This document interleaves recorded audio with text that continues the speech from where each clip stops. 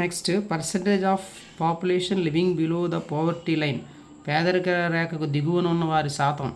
ఏ ఏ కులస్తులు ఎంతమంది, ఎంతెంత శాతం మంది, ఇది కూడా పర్సంటేజే. వివిధ రకాల కులానికి చెందిన వాళ్ళలో కనీస అవసరాలు కూడా తీరని వాళ్ళు ఎంతెంత శాతం మంది ఉన్నారు అనే విషయాన్ని ఇక్కడ చెప్తున్నాడు.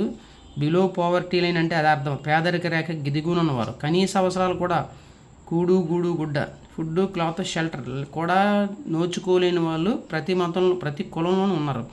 వాళ్ళు రూరల్ ఏరియా అంటే గ్రామీణ ప్రాంతాలు, అర్బన్ ఏరియా అంటే పట్టణ ప్రాంతాల్లో ఏ ఏ కులస్తులు వాళ్ళు పేదరికానికి దిగువన ఉన్నారు, ఎంతెంత శాతం మంది అనేది ఇక్కడ ఇచ్చాడు.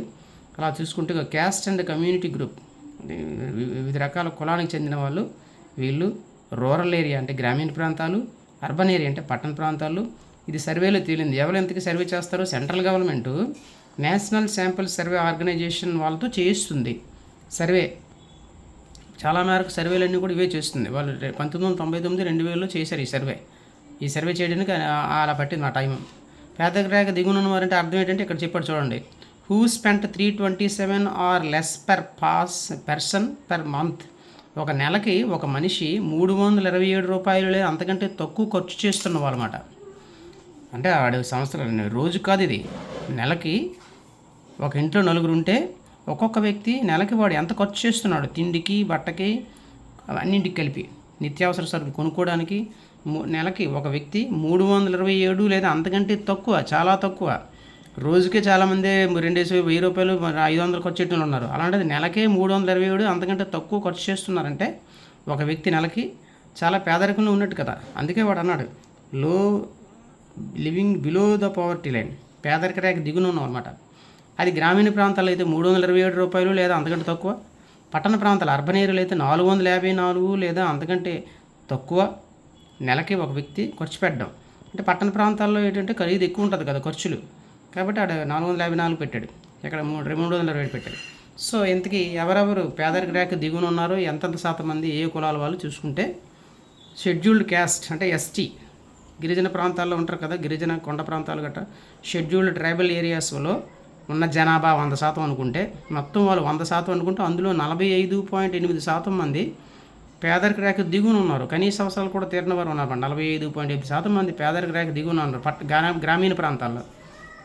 అలాగే పట్టణ ప్రాంతాల్లో ఉండేటటువంటి షెడ్యూల్డ్ ట్రైబల్ ఏరియాస్లో, అంటే పట్టణ ప్రాంతాల్లో కూడా ఉండొచ్చు ట్రైబల్ పీపుల్స్.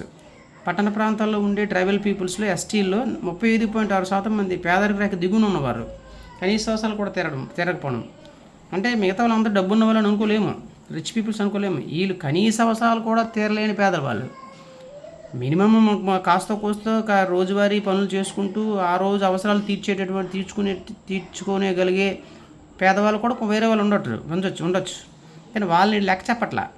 ఓన్లీ ఇక్కడ లెక్క చెప్పేది ఏంటంటే కనీస అవసరాలు కూడా ఒక వ్యక్తి ఒక రోజు జీవించడానికి తిండి, ఆహారం, బట్ట ఉండాలి. అవి కూడా లేని వాళ్ళ మాట.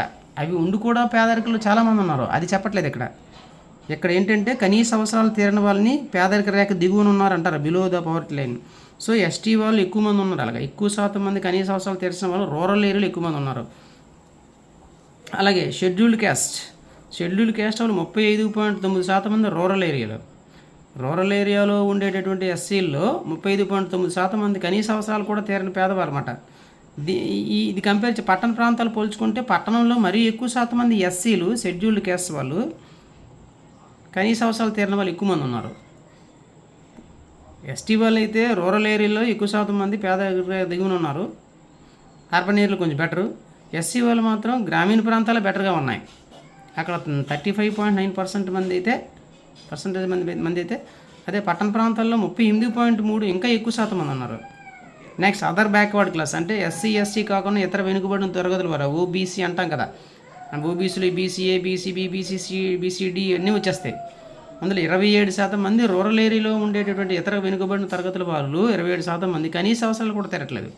పట్టణ ప్రాంతాల్లో అయితే ఇంకా ఎక్కువ మంది ఉన్నారు, 29.5% ఇతర వెనుకబడిన కులాల వాళ్ళు. అది ప్రత్యేకించి ఒక కులం కాదు, చాలా కులాలు ఉంటాయి వెనుకబడిన వాళ్ళు అంటే. అది సార్. నెక్స్ట్ ముస్లిం అప్పర్ క్యాస్ట్ అంటే కులంలో కొంచెం పెద్ద కులం అని చెప్పుకోవడానికి, అంతేగాని డబ్బులు ఉన్న వాళ్ళని కాదు వీళ్ళు. ముస్లిం అప్పర్ క్యాస్ట్, హిందూ అప్పర్ క్యాస్ట్ అంటే ఎస్సీ ఎస్టీ బీసీలు కాకుండా ఇతర వర్గాల వారు అన్నమాట. అందులో ముస్లిమ్స్ కాస్త కోస్త గొప్ప కులాలు ఉంటాయి కదా, కొందరు సున్నీలు, సియాలు, సూఫీలు, రకరకాల కులాలు ఉంటాయి. అందులో ఉన్నత కులాలు చెందిన వాళ్ళు ఉంటారు. ఇప్పుడు మనకు హిందూ మతంలో ఉందనుకో, హిందూ మతంలో రెడ్డిలు, రాజులు, చౌదరులు, బ్రాహ్మణులు, వీళ్ళు అప్పర్ క్యాస్ట్. అయినప్పటికీ కూడా ముస్లింలో ఉన్న అప్పర్ క్యాస్ట్లో కూడా చాలామంది పేదవాళ్ళు ఉన్నారు, కనీస అవసరాలు తీరిన వాళ్ళు. ఇప్పుడు బ్రాహ్మణులు ఉన్నారు మన హిందూ మతంలో, రాజులు ఉన్నారు, వాళ్ళు కూడా చాలామంది పేదలు ఉన్నారు, కనీస అవసరాలు కూడా తీరట్లేదు. ఉన్నత కులానికి చెందిన వాళ్ళు కదా అని చెప్పేసి వాళ్ళు పేదలు కాదనుకోలేము. అలాగా ముస్లిమ్స్ అప్పర్ క్యాస్ట్లో 26.8% మంది గ్రామీణ ప్రాంతాల్లో వెనుకబడిన పేదరిక రేఖ దిగువన ఉన్నారు. ఈ లెక్కను చూస్తే పట్టణ ప్రాంతాల్లో ఇంకా ఎక్కువ మంది ఉన్నారు, 34.